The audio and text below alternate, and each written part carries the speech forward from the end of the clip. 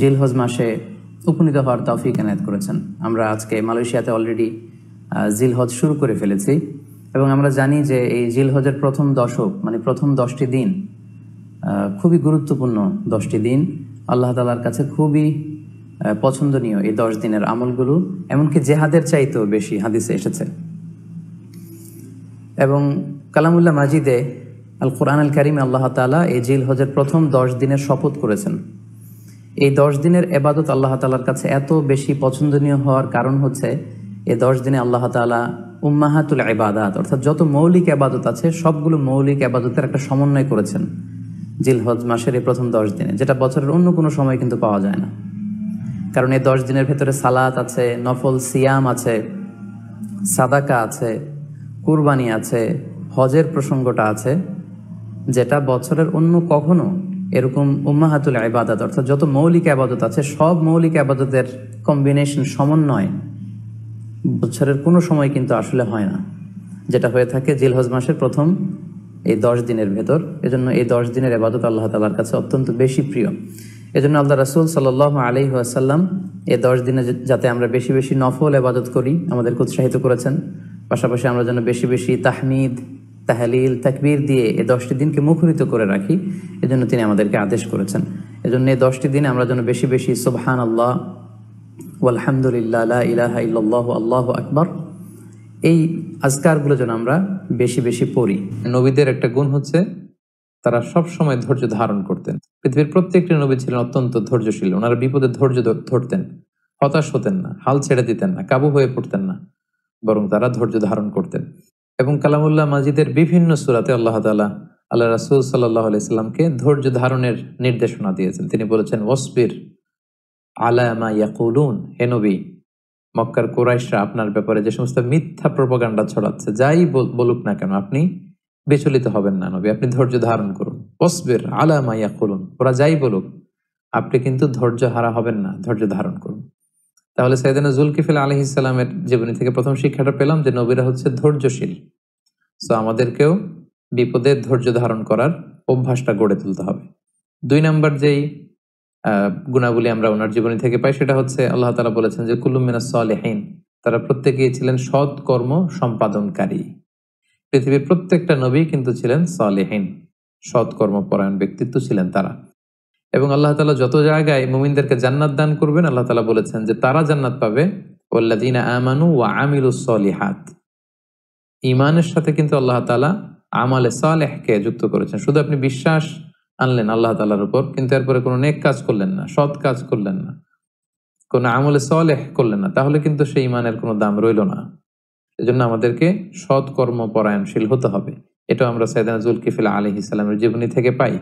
সবশেষে আল্লাহ তাআলা বলেছেন যে তারা হচ্ছে the best people in the world, the best human being এবং চুজেন পার্সোনালিটি আল মুস্তাফাইন আল আখিয়ার কুল্লুম মিনাল আখিয়ার।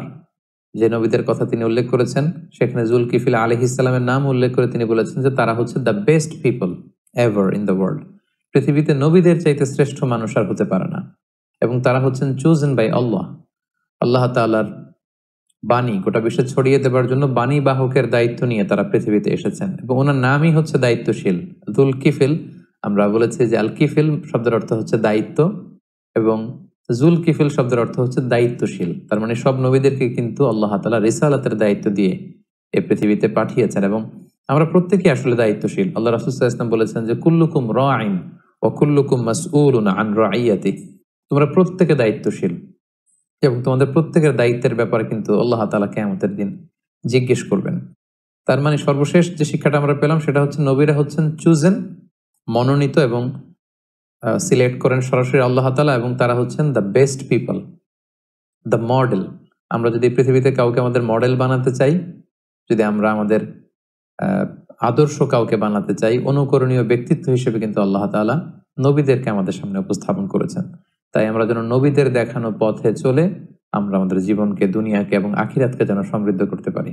কালামুল্লাহ মাজিদে উনি কোথায় এসেছেন, কোন জাতিগোষ্ঠীর কাছে নবী হয়ে এসেছেন এবং ওনার সাথে ওনার উম্মতদের কি ঘটেছে, ওনাকে আল্লাহ কোনো কিতাব দিয়েছেন কিনা, কোনো মুজিজা দিয়েছেন কিনা, এই ব্যাপারে কিছুই তিনি উল্লেখ করেননি। কেবলমাত্র আল্লাহ তাআলা দুটি সূরার দুটি আয়াতে জুলকিফিল আলাইহিস সালামের নামটি কেবলমাত্র দুইবার উল্লেখ করেছেন। যেমন সূরাতুল আম্বিয়ার ৮৬ নম্বর আয়াতে আল্লাহ তাআলা উল্লেখ করছেন, ওয়া ইসমাঈলা ওয়া ইদরিসা ওয়া যাল কিফিল কুল্লুম মিনাস সাবিরিন, অর্থাৎ ইসমাঈল আলাইহিস সালাম, ইদ্রিস আলাইহিস সালাম আর জুলকিফিল আলাইহিস সালাম, আল্লাহ তাআলা বলছেন তারা প্রত্যেকেই ছিলেন সাবিরিন, অর্থাৎ ধৈর্যশীল।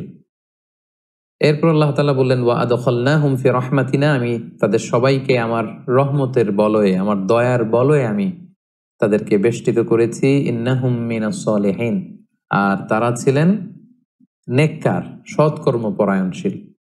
তাহলে এই একটি আয়াত আমরা পেলাম। আবার সূরা সদের ৪৮ নম্বর আয়াতে আল্লাহ তাআলা জুলকিফিল আলাইহিস সালামের নামটি আরো একবার উল্লেখ করেছেন। সেখানে আল্লাহ তাআলা বলছেন, ওয়াযকুর ইসমাঈলা ওয়াল ইয়াসা ওয়া যাল কিফিল ওয়া কুল্লুম মিনাল আখিয়ার, অর্থাৎ হে নবী, আপনি আপনার কিতাবে ইসমাঈলের কথা, ইয়াসা একজন নবী ছিলেন তার কথা, এবং জুলকিফিল তাদের কথা আপনি উল্লেখ করুন।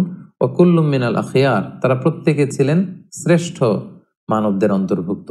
এই দুটি আয়াত ছাড়া কালামুল্লাহ মাজিদের আর কোনো সূরাতে, কোনো আয়াতে আল্লাহ তাআলা জুলকিফিল আলাইহিস সালামের ব্যাপারে আর কিছুই তিনি উল্লেখ করেননি। তবে ইবনু জারির আত-তাবারি মুজাহিদের সূত্রে তিনি বর্ণনা করেন যে জুলকিফিল আলাইহিস সালামের আগের যে নবী আল ইয়াসা, উনি যখন বার্ধক্যে উপনীত হলেন তখন তিনি তার পরবর্তীতে একজনকে স্থলাভিষিক্ত করতে চাইলেন। এই উদ্দেশ্যে তিনি তার সব সাথীদেরকে একত্রিত করে তিনি জিজ্ঞেস করলেন যে, আমি তোমাদের মধ্যে ৩টি গুণ বিশিষ্ট একজন লোককে চাইব, অর্থাৎ ৩টি গুণ আমি উল্লেখ করব, যার মধ্যে ৩টি গুণই থাকবে তাকে আমি আমার পরে আমার স্থলাভিষিক্ত হিসেবে নির্ধারণ করব। তিনি বললেন যে, তোমাদের মধ্যে কে আছো যে প্রতিনিয়ত সিয়াম পালন করো, সবসময় সিয়াম পালন করো। ২ নম্বর তিনি শর্ত দিলেন যে, তোমাদের মধ্যে এমন কে আছে যে সবসময় প্রতি রাতে তোমরা তাহাজ্জুদের সালাত আদায় করো, এবং তোমাদের মধ্যে কে আছে যে কখনো কোনো অবস্থাতেই রেগে যায় না। তাহলে ১ নম্বর শর্ত হচ্ছে ইয়াসুমুন নাহার, যে দিনের বেলা রোজা রাখে। ২ নম্বর শর্ত হচ্ছে ইয়াকুমুল লাইল, রাতে কিয়ামুল লাইল করে, তাহাজ্জুদের সালাত পড়ে। ৩ নম্বর শর্ত হচ্ছে ওয়ালা ইয়াগদাব, কখনো রেগে যায় না। এই ৩টি শর্ত যখন তিনি উল্লেখ করলেন, একজন লোক দাঁড়িয়ে গেল তার সাথীদের মধ্যে থেকে, দাঁড়িয়ে ঈসা আলাইহিস সালামকে বললেন যে, আমি এমনটা করি, এই ৩টি গুণই আমার মধ্যে আছে। কিন্তু সাইয়েদনা ঈসা আলাইহিস সালাম তার কথাতে খুব একটা আস্থা রাখতে পারলেন না। তার পরের দিন সমাবেশে ঈসা আলাইহিস সালাম একই কথা বললেন তাদের সাথীদেরকে যে, এই ৩টি গুণ তোমাদের মধ্যে থেকে যার মধ্যে থাকবে আমার পরে সেই হবে আমার স্থলাভিষিক্ত দাওয়াতি কাজে। তিনি আবার উল্লেখ করলেন, কে আছো দিনে রোজা রাখো, রাতে কিয়ামুল লাইল করো এবং কখনো রেগে যাও না।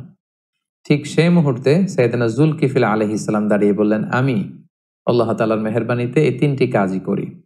এবং আল ইয়াসা আলাইহিস সালাম তার এই কথাতে তিনি আশ্বস্ত হলেন, তিনি মুগ্ধ হলেন, এবং তিনি ঘোষণা দিলেন যে, আমার পরে এই উম্মতের মাঝে দাওয়াতি কাজের জন্য আমি জুলকিফিল, কিফিল শব্দের অর্থ হচ্ছে দায়িত্ব, রেসপন্সিবিলিটি, লায়াবিলিটি, অর্থাৎ আমার পরে এই উম্মার লায়াবিলিটি বা দায়িত্বের জন্য আমি জুলকিফিল, অর্থাৎ তার নামের অর্থই হচ্ছে জুলকিফিল মানে হচ্ছে দায়িত্বশীল, দায়িত্বশীল হিসেবে তোমাকে নির্ধারণ করলাম। এবং পরবর্তীতে আল্লাহ তাআলা সাইয়েদনা জুলকিফিল আলাইহিস সালামকে নবুয়ত দানে তিনি ধন্য করলেন, তাকে নবী হিসেবে আল্লাহ তাআলা মনোনীত করলেন। এই ঘটনাটি তাফসিরে কুরতুবিতে এবং তাফসিরে ইবনে কাসিরে উল্লেখ রয়েছে। আসলে কোরআনের দুটি আয়াত এবং এই ধরনের ঘটনাগুলো ছাড়া সাইয়েদনা জুলকিফিল আলাইহিস সালামের ব্যাপারে নির্ভরযোগ্য তথ্যসূত্রে সমৃদ্ধ কোনো কথা বা কোনো ঘটনা বা কোনো কিছুই আর খুঁজে পাওয়া যায় না। এবং অনেক ঐতিহাসিকগণ উল্লেখ করেছেন যে ফিলিস্তিনের নাবলুস শহরে জুলকিফিল আলাইহিস সালাম তিনি ইন্তেকাল করেছেন, সেখানে ওনার কবর। আবার কোনো কোনো ঐতিহাসিকগণ বলেছেন যে ইরাকে তাকে দাফন করা হয়। সম্মানিত শুধু এই ছিল সাইয়েদনা জুলকিফিল আলাইহিস সালামের ব্যাপারে কোরআন থেকে প্রাপ্ত কিছু কথা।